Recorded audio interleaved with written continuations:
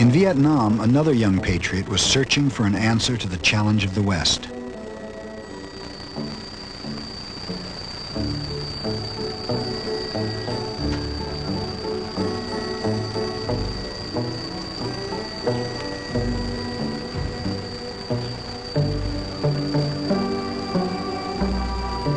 Vietnam's lush fertility once made it the crown jewel of France's colonial empire.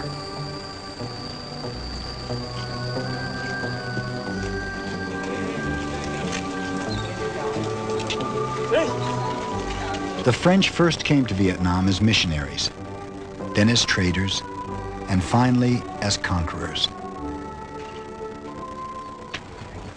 By 1900, Vietnamese labor was providing the French with enormous profits from rubber, from tea, and from rice.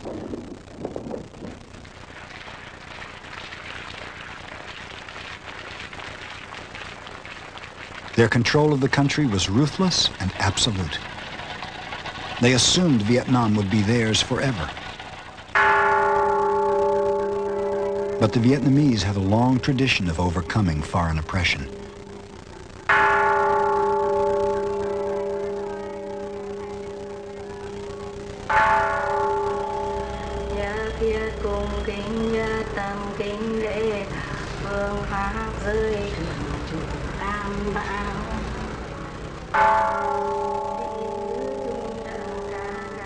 In Hanoi, Buddhist nuns still chant daily in praise of a humble peasant who liberated Vietnam from China 200 years ago, the Emperor Quang Ju.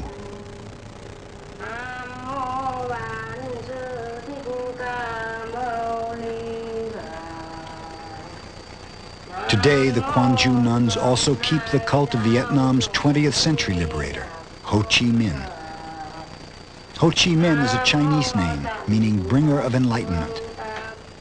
Ho's real name was Nguyen Tat Tan. As a young man, he saw his countrymen brutally defeated in feudal uprisings against the French. He realized that beating the French required an entirely different strategy. Ho Chi Minh decided that he would go to Europe and see what people do in Europe. The Vietnamese have a saying, if you want to catch a tiger, you must go to the gate of its lair. So Ho Chi Minh decided to go to the gate of the tiger.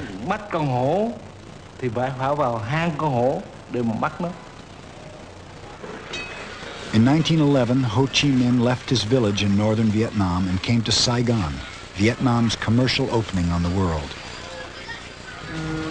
At Saigon Harbor, Ho signed on as a cabin boy of a French freighter bound for the West. He visited New York and worked as a dishwasher in London. In 1917, he arrived in Paris and quietly settled at the Tiger's Gate. He would watch with horror and amazement as Western civilization devoured itself.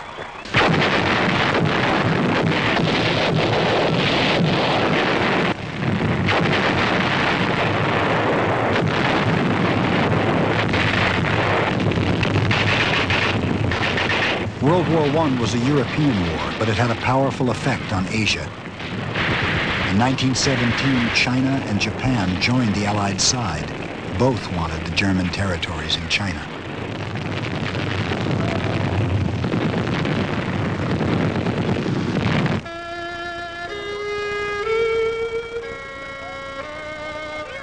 China sent 200,000 men in work battalions to France.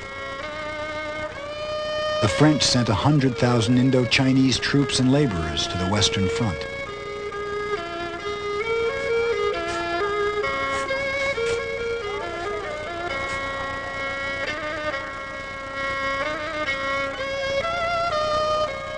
These Asians had little impact on the outcome of the war. But witnessing the war shattered their illusions about Western supremacy. They had seen nations which claimed to be morally superior use the power of their technology and science to destroy each other.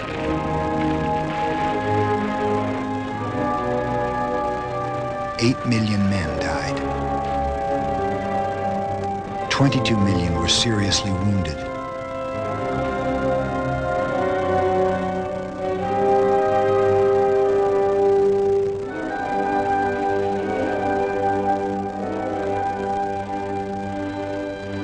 One Chinese intellectual wrote a letter home from France. Europeans are like travelers in a desert and have lost their direction. They once had a great dream about the omnipotence of science. Now, their talk is filled with its bankruptcy.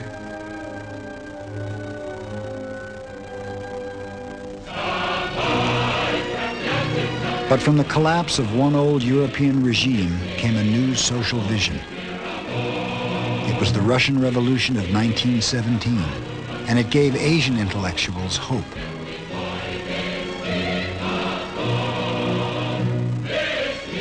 Lenin claimed that the capitalist economies of the West were tottering and saving themselves only by exploiting the labor and resources of their overseas colonies.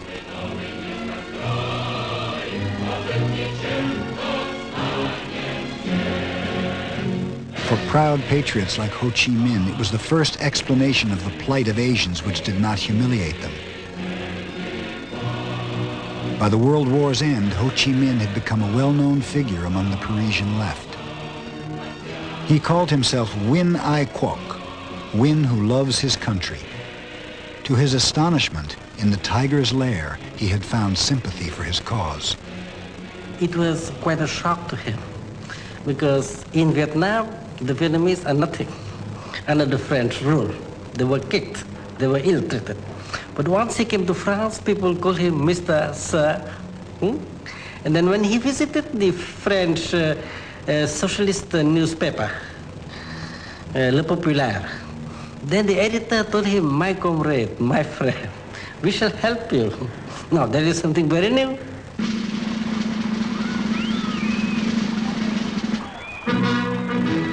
But Lenin was not Ho Chi Minh's only hero.